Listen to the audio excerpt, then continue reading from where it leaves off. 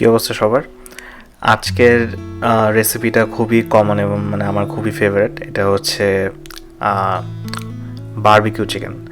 এখন এটা মানে এখানে যারা বাইরে থাকি তারা হয়তো অনেকেই জানেন যে ইংল্যান্ডে আসলে আগুন নিয়ে অনেক ভয় আছে এদের মধ্যে।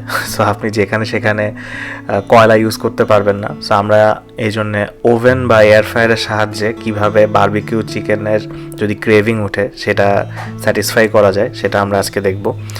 তো আমরা ফার্স্টে যেটা করে নেব, 3টা বোনলেস চিকেনের ফিলে নিয়ে নিচ্ছি এবং এই বোনলেস চিকেনের যাতে মশলা প্রপারলি ম্যারিনেট হয় এই জন্য একটা গুড টিপ হচ্ছে মাঝখানে এরকম কেটে কেটে নেওয়া, তাহলে মশলাটা ভিতরে প্রবেশ হয় এবং ম্যারিনেশনটা ভালো হয়। সো ম্যারিনেট করার জন্য আমরা ফার্স্টে যেটা নিব যে আমরা একটু লবণ নিয়ে নিব, এরপর আমরা গোলমরিচ দিব, আমরা হলুদের গুঁড়া দিব, শুকনা মরিচ গুঁড়া দিব এবং এই জিনিসগুলো এবং একটু তেল নিব এবং নিয়ে এরপরে জাস্ট ম্যারিনেট করবো। এখন ম্যারিনেশনের ব্যাপারটা হচ্ছে আপনি যতক্ষণ রাখতে পারবেন ফ্লেভার তত বেশি হবে।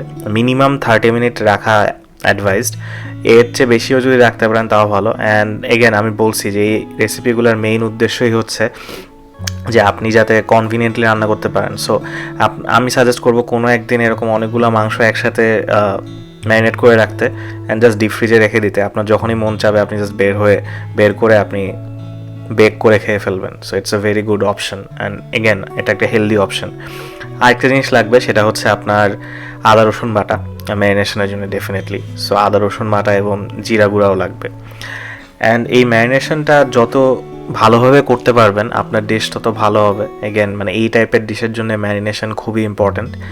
সো অ্যান্ড এই ম্যারিনেশন শুধু চিকেন না, আপনি যদি লেটসে আপনি চিংড়ি মাছ যদি করতেছেন ওই ক্ষেত্রেও কিন্তু আপনি এই সেম ম্যারিনেশন টেকনিক দিয়ে সেম ইনগ্রিডিয়েন্ট দিয়ে ম্যারিনেট করতে পারেন।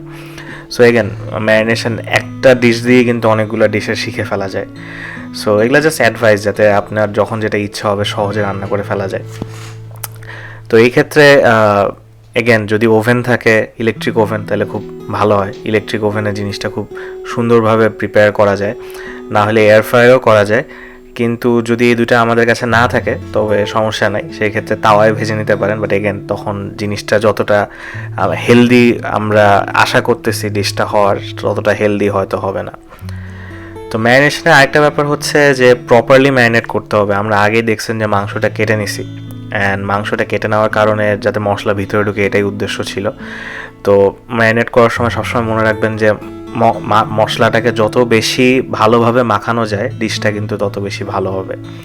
অ্যান্ড এই বারবিকিউ চিকেন আসলে করার পিছনে রিজন হচ্ছে এখানে তো শীত পড়ছে, তো দেশে যখন ছিলাম তখন দেখা যেত যে প্রত্যেক উইন্টারেই ফ্রেন্ডরা মিলে বারবিকিউ করতাম। সো ওই একটা স্মৃতি রয়ে গেছে, কিন্তু আনফর্চুনেটলি এখানে তো সেই অবস্থা নাই অ্যান্ড ফ্রেন্ডরা পৃথিবীর বিভিন্ন দেশে ছড়ায় ছিটায় চলে গেছে। সো আবার কবে বারবিকিউ সবাই মিলে একসাথে করতে পারবো জানি না। সো ভাবলাম যে আমি আর আমার ওয়াইফ মিলে এখানেই বাসার মধ্যেই বারবিকিউ করে ফেলি টু কাইন্ড অফ ওই স্মৃতিটাকে মনে করার জন্য। এরপর লাস্টে যেটা করতে হবে ম্যারিনেশনের পরে সেটা হচ্ছে ম্যারিনেশনের শেষের পার্টে, সেটা হচ্ছে বারবিকিউ সস। কারণ বারবিকিউ চিকেন করতেছি বারবিকিউ সসই যদি ইউজ না করি। সো এই ক্ষেত্রে বলবো যে বারবিকিউ সসটা একটু ভালো হইতে হবে। অন্য ইনগ্রিডিয়েন্টগুলোর ক্ষেত্রে যাই করেন বারবিকিউ সসটা একটু ভালো নেবেন, কারণ এই সসের ওপরই মেইন ফ্লেভারটা ডিপেন্ড করবে এই ডিশের। তো কোনো কারণে যদি আপনার বারবিকিউ সসটা আপ টু দ্য মার্ক না হয় পুরো ডিশের ফ্লেভারটাই কিন্তু নষ্ট হয়ে যাবে। তো আমরা ভাবলাম যে বারবিকিউ যখন করতেইছি তো দেশে থাকতে চিকেনের পাশাপাশি আমরা দেখা যেত যে কিছু টমেটো ক্যাপসিকাম মাশরুম এগুলাও বারবিকিউ করতাম। তো আজকে ভাবলাম যে একটু মাশরুমও বারবিকিউ করি। তো সেম প্রসেস, ওই যেই ম্যারিনেশনটা রেডি করছি ওইটাই মাশরুমে লাগাই নিছি। ম্যারিনেশন মোটামুটি ডান। এখন আমরা আধা ঘন্টা ওয়েট করছি অ্যান্ড চিকেনটা ওভেনে ঢুকানোর আগে যথারীতি ওভেন প্রি হিট করে নিছি। আর চিকেন যারা গত পর্ব দেখছেন ফিশের ওইখানে দেখা গেছে যে আমরা 10-15 মিনিটেই রান্না হয়ে গেছে। তো চিকেনের ক্ষেত্রে ব্যাপারটা একটু অন্য। চিকেনে হচ্ছে আপনার চিকেন কুক হইতে সময় লাগে বেশি ওভেনে। অ্যান্ড আমরা ওভেনে জাস্ট ঢুকানোর আগে যেটা করছি বাটার একটু গলায় নিয়ে ওইটা ওপর দিয়ে একটু মাখাই দিছি ওই চিকেনের সাথে, যাতে বেকিংয়ে এক্সট্রা একটা ফ্লেভার অ্যাড হয়। এগেন এটা আপনার অপশনাল, করতেও পারেন নাও পারেন। এর পাশাপাশি আমরা ওপরে জাস্ট একটু অলিভ অয়েল অ্যান্ড একটু শেষবারের মতো একটু বারবিকিউ সস লাগাই দিছি। দেশে থাকতে যখন কয়লার ওপর করতাম, বা আপনারা যারা করতে দেখছেন তারা দেখবেন যে কিছুক্ষণ পরপরই যাতে চিকেনটা জুসি থাকে ওরা ওপর দিয়ে অনেকেই ওপর দিয়ে তেল এবং বারবিকিউ সসের একটা মিক্সচার প্রিপেয়ার করে দিতে থাকে। সো ওভেনে ঢোকানোর আগে এই জন্য আমরা ওই এক্সট্রা স্টেপটা করে নিলাম। তো ওভেনের সেটিং আমরা রাখছিলাম হচ্ছে 150 ডিগ্রি, কারণ চিকেনটা আমরা চাইছিলাম একটু স্লো কুক হোক এবং আপনার মিনিমাম 25-30 মিনিট লেগে যাবে প্রপারলি কুক হইতে।